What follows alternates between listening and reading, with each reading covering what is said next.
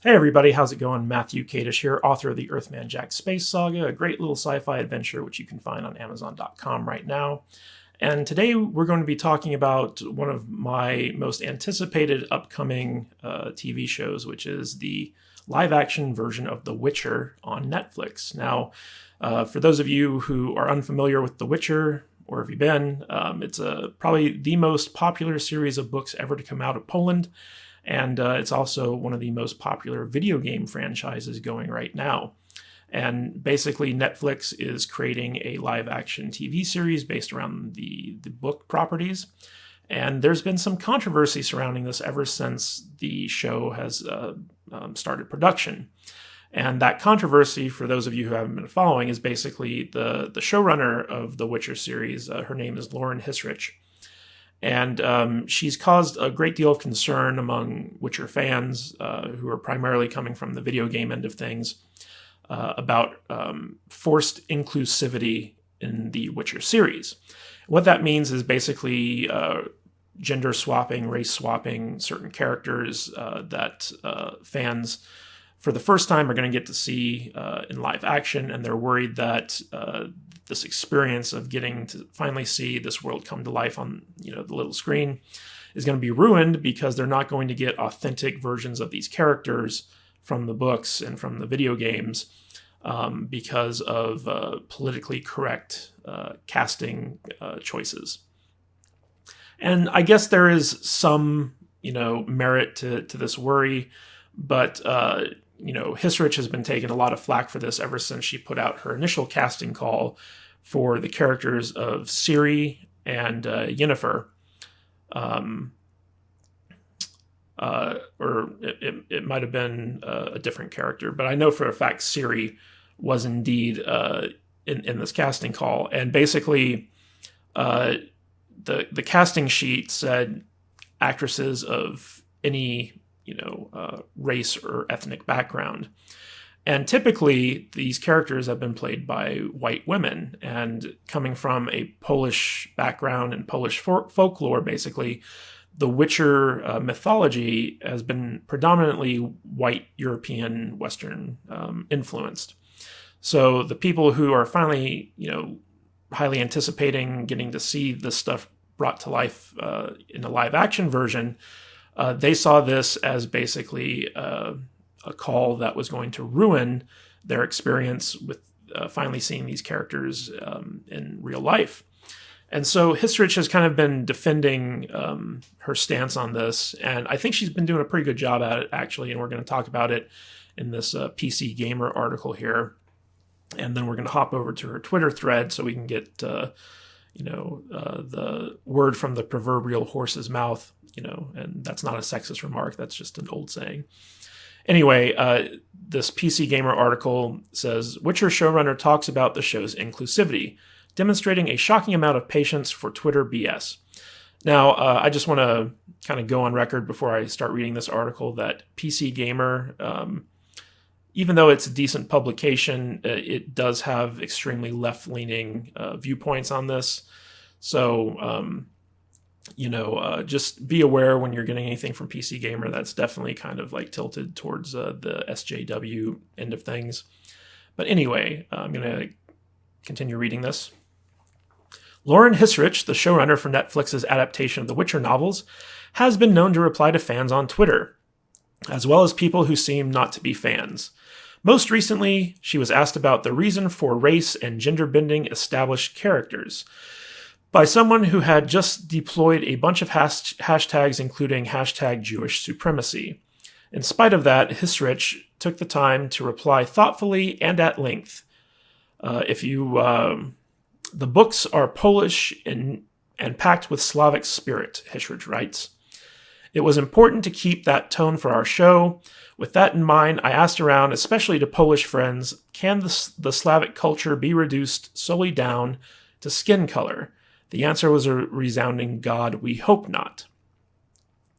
Hissrich goes on. The Witcher is really interesting when it comes to depicting racism because it's about species, not skin color. What makes characters other is the shape of their ears, height, etc. In the books, no one pays attention to skin color. In the series, no one does either, period.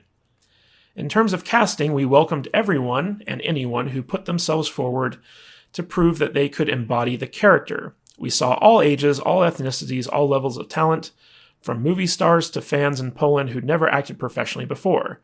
We chose the best actors.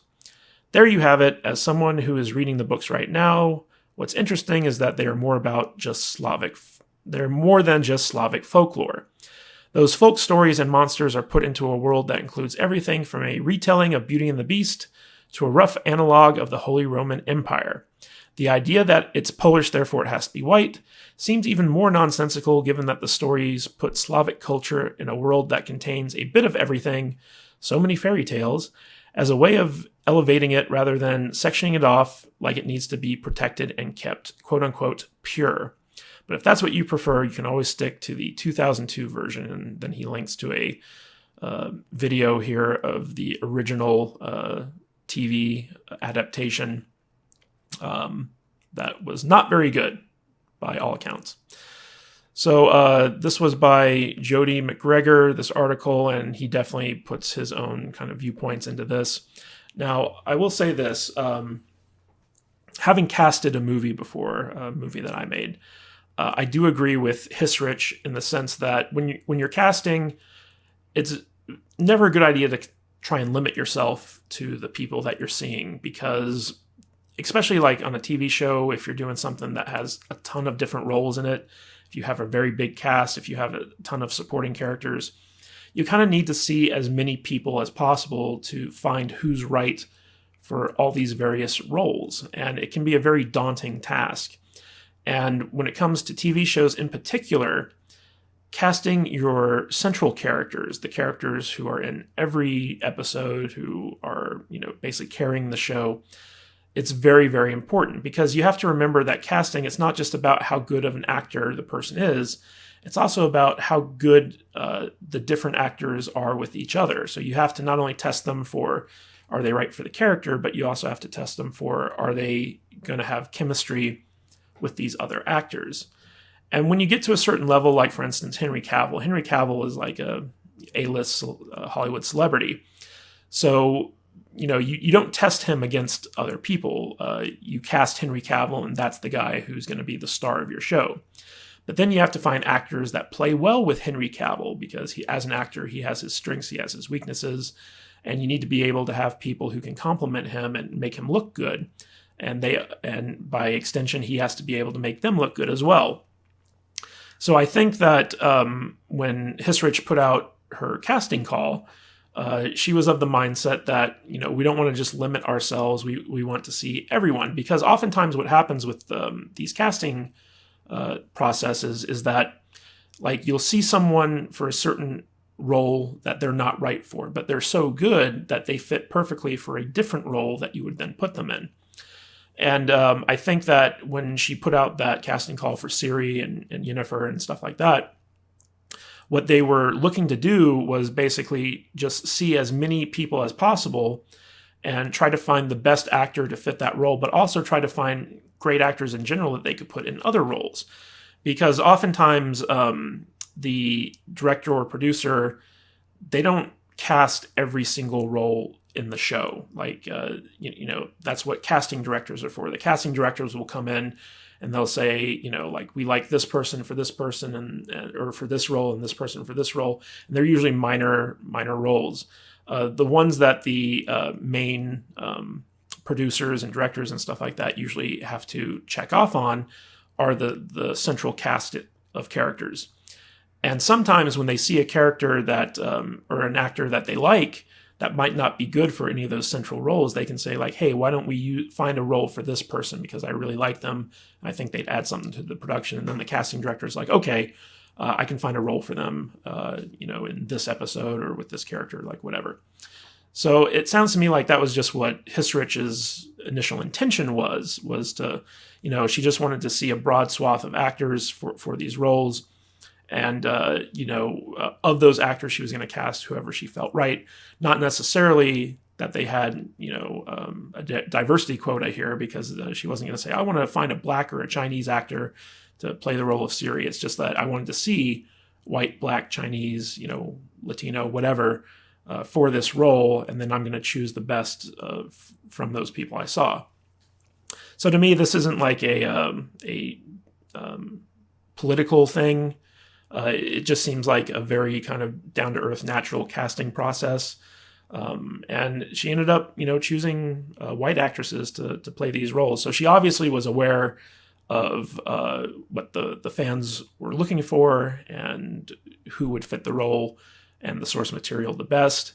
But she just wanted to have options in the casting process. But now let's go to this Twitter thread that was referenced in this article. And Lauren Hissrich basically is kind of in an exchange with this person, Kimiko. And I'm just going to read through this thread, and because she does go into a little bit more detail into her thought process here. So Kimiko starts, has public relations told you to answer me by now? I'm still holding you to it. Hissrich says, I'm a public relations nightmare. I haven't forgotten. Hi from London. It's an interesting place to write this because it's one of the most ethnically diverse cities in the world per the 2011 census. Diversity seems organic here, whereas in America we talk about it a lot. I don't know about that. I think London and the UK in general is still kind of struggling with its diversity issues. And here in America, we may talk about it a lot, but, we're still a very diverse country. So I don't know why she's saying that diversity out here seems different from the ones in Europe, but to each their own. It makes sense that we do because we have a long and checkered history of enslaving, abusing, and deriding people who aren't white. We also have a long and proud history of emancipating people and granting individual liberty and freedom. So don't forget that when you're talking about the bad stuff. When the scales have historically tipped so far in one direction, it's natural to swing back in the other in order to find a middle ground. A lot of entertainment is made in America, so it makes sense that this frame of mind seeps into TV and movies as well. I can't speak for any other shows, but I can tell you that in terms of The Witcher, here are a few things that were on my mind when thinking about inclusivity. The books are Polish and packed with Slavic spirit. It was important to keep that tone in our show. With that in mind, I asked around, especially to Polish friends, can the Slavic culture be reduced solely down to skin color? And the answer was a resounding God, we hope not. We're making the show for 190 countries. In all creative adaptations, changes are made with the audience in mind. In the video games, Geralt and the Witchers have American accents. That's not what was in the books, but developers wisely knew they should appeal to a broader base. Okay, so she makes a really good point here, which is that, Netflix is a worldwide network. You get it all over the world, and they have different offerings for their foreign territories than they do for America. And she makes the point that the Witcher TV show is being made for 190 countries, which is a lot. So, as an original series for Netflix, they want to think about appealing to more people than just the American audience. They want to appeal to a worldwide audience. And what she says here is that in all creative adaptations, changes are made with the audience in mind. And that's very, very true. Good writers always keep their audience in mind. And it sounds like she is aware of who her audience is. But with that being said, it sounds like she's trying to balance the need for catering to a worldwide audience with the audience that is familiar with The Witcher from the video games and the books and stuff like that. So basically, I feel like she has her head on straight with this. This isn't a purely political thing for her. It's also a practical thing. The Witcher is really interesting when it comes to depicting racism because it's about species, not skin color. What makes characters other is the shape of their ears, height, etc. In the books, no one pays attention to skin color. In the series, no one does either, period. And that's a very good point because the racism in the Witcher universe is geared towards elves or, other races, or I should say species. In terms of casting, we welcomed everyone and anyone to put themselves forward to prove they could embody the character. We saw all ages, all ethnicities, all levels of talent, from movie stars to fans in Poland who never acted professionally before. We chose the best actors. I've been clear about my actions not being a result of quote-unquote feeling liberal. I hope this helps explain my true motivations. Polish culture not being synonymous with whiteness, appealing to a wider audience, honoring the book's allegory for racism, finding the best actors. So she makes a lot of good points here. Now, it's easy to kind of dismiss everyone in Hollywood as SJW liberals who have an agenda and they're pushing their agenda for this, but I think she lays out a really good case for her thought process in the casting of this show. And I think she's aware that, Poland is, majority white, Slavic culture is majority white. However, that doesn't mean that you can't have diversity, in that culture. And so it makes sense to have, characters who aren't white in your show. But in addition to that, there's the practical aspects of appealing to a worldwide audience, a broader audience, and honoring the book's allegory for racism. But in addition to that, finding the best actors for the roles in your show. So I think Hissrich really does a good job of kind of spelling out what her thought process was. Whether you agree with her thought process or not, that's another thing. But I, for one, like having, worked in production before, I feel like what she's saying is just very, sensible and standard practices for this stuff. And in the final show, I mean, it's obvious, that it appears to be that they cast actors who fit the roles. And one of the disadvantages that the show is running up against, or I should say one of the obstacles, is because people keep comparing it to the CG Project Red games. And it's not the games, they're trying to do their own thing. And so there are going to be differences. And whenever there are differences, people are going to criticize it because the games are so loved. But what do you guys think about this? Do you believe Hissrich's points that, inclusivity was not a major factor in determining like who got what roles in the show?